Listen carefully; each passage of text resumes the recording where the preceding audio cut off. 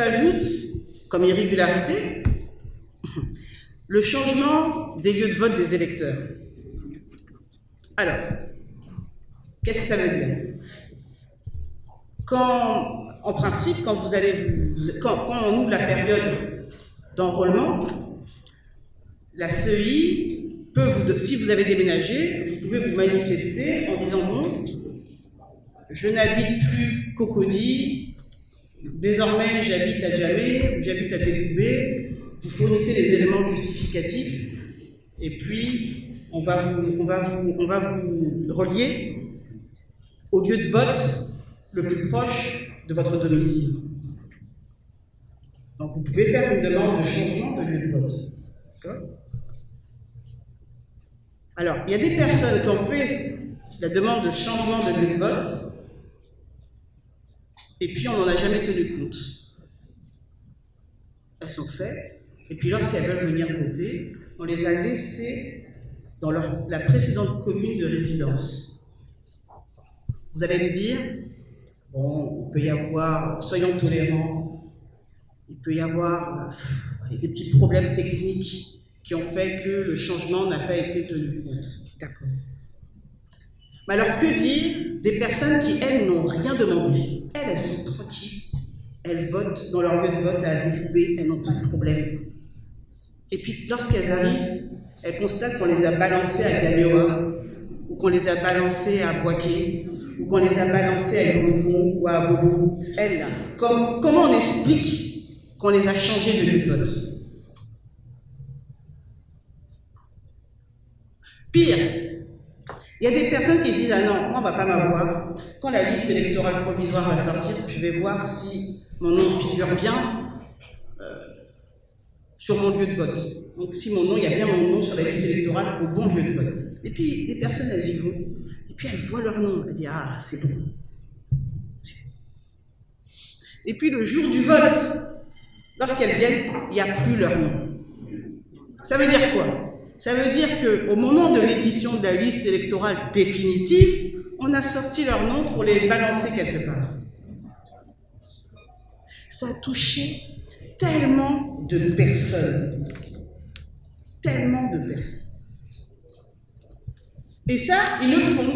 Alors ça, ils ont beau dire, hein, mais on est à plus de 370 000 électeurs hein, qu'on a changé de lieu de vote comme ça. Plus de 370 000. Et quand c'est fait au moment de l'édition de la liste électorale définitive, bah par définition, plus aucun recours n'est possible. Plus aucun recours n'est possible. Il y a ceux qui s'en rendent compte parce qu'ils vont quand même revérifier la liste électorale définitive. Mais bon, lorsque vous êtes à Téloubé, si on vous a balancé à Boaké ou à Yamoussoukro, vous n'allez pas aller jusqu'à là-bas juste pour aller voter. Donc ils savent que comme ça, on vous a éliminé, on vous a neutralisé. Et puis il y a des personnes qui n'ont pas vérifié puisqu'elles savent qu'elles ont toujours voté au même endroit. Et puis elles, lorsqu'elles arrivent le jour même, bah, elles ne peuvent pas voter. Et elles ne savent même pas où est-ce qu'on les a balancées. Donc voici quand même ce qui est assez grave ici. Et tout ça, tous ces éléments interviennent avant les élections. Autre cas d'irrégularité, c'est la fermeture et l'éloignement des lieux de vote. Ça, c'est une autre technique aussi. Vous avez toujours l'habitude de voter dans un lieu de vote déterminé. Le jour du vote, vous dites, bon, je vais venir et je vais voter. Sauf que eux, là, ils ont déjà changé la cartographie. Donc, quand vous arrivez, pif, on vous dit non, maintenant vos lieux de vote, ils se situent à 10, 15, 20 km, des fois 30 km. Donc les gens ne peuvent pas voter. Voilà comment on élimine tout un électorat. Le jour du vote. Mais tout a été fait bien avant, puisque la cartographie, par exemple, c'est en ce moment qu'on travaille, qu'ils sont en train de travailler la cartographie. C'est là. Pour les élections de 2025, c'est maintenant qu'ils sont en train de le faire. En train de travailler sur la cartographie. C'est pour ça qu'il faut être vigilant. L'autre élément d'irrégularité, tout aussi insidieux, c'est les décisions de dernière minute du gouvernement ivoirien. On l'a vu lors des élections locales de 2023. Qu'est-ce qu'ils font? Ils changent tout simplement les règles du jeu. Au moment où les candidats étaient en train de constituer leur dossier, voir si bon, leur liste était complète, s'il n'y avait pas de problème, si les dossiers étaient complets pour éviter des rejets, eux, discrètement, ils font passer des décrets qui modifient les délais de recours. On modifie les délais de recours dans le dos des candidats. Et puis le candidat est tellement occupé à sa campagne, à préparer sa campagne, à constituer son dossier, il ne voit pas ça. Et puis il ne peut pas penser qu'on est en train de changer les règles du jeu à 1-2 mois des élections. Il le fait.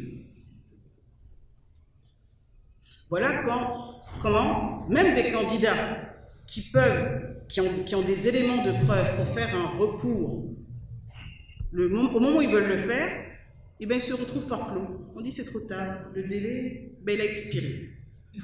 Mais comment ça, il a expiré? Je dispose de temps. Ah non, non, non, la loi a changé. Ah, vous pouvez aller vérifier. Hein. Voilà. C'est pour ça qu'il faut être extrêmement vigilant, et ce d'autant qu'en fait, il y a des dispositions, notamment du protocole de la CEDEAO, qui interdisent qu'on fasse ça, qu'on procède à des modifications 6 mois avant les élections. Donc, de toute manière, c'est interdit par la loi, mais c'est fait quand même. Ça intervient quand même.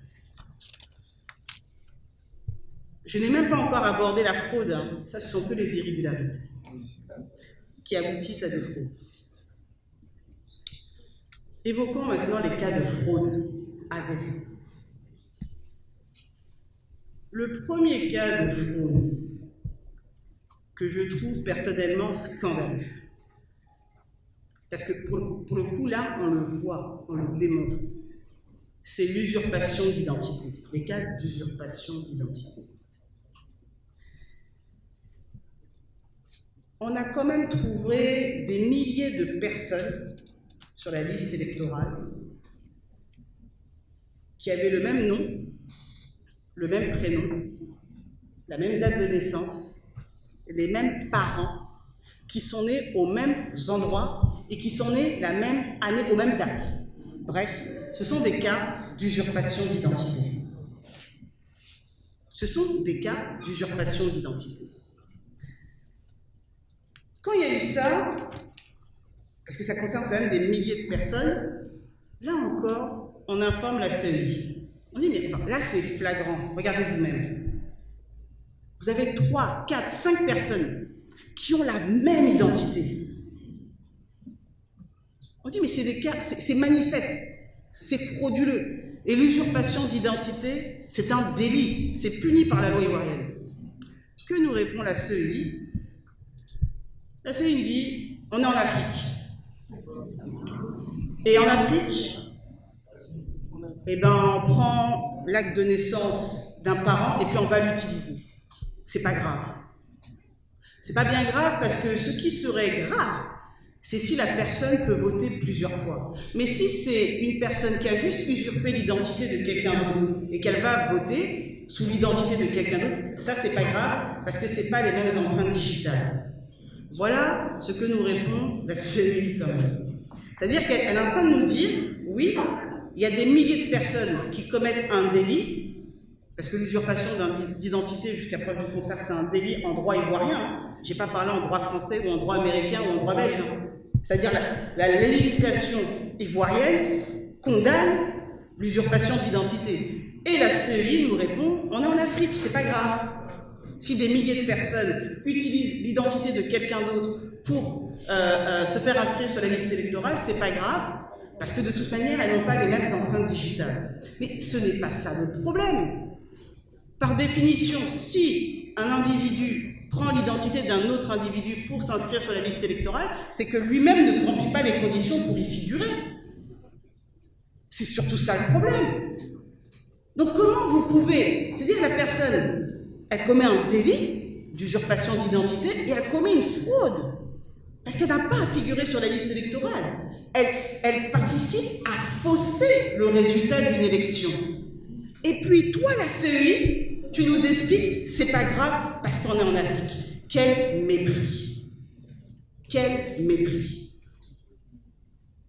De la part d'une CEI qui a à sa tête un magistrat,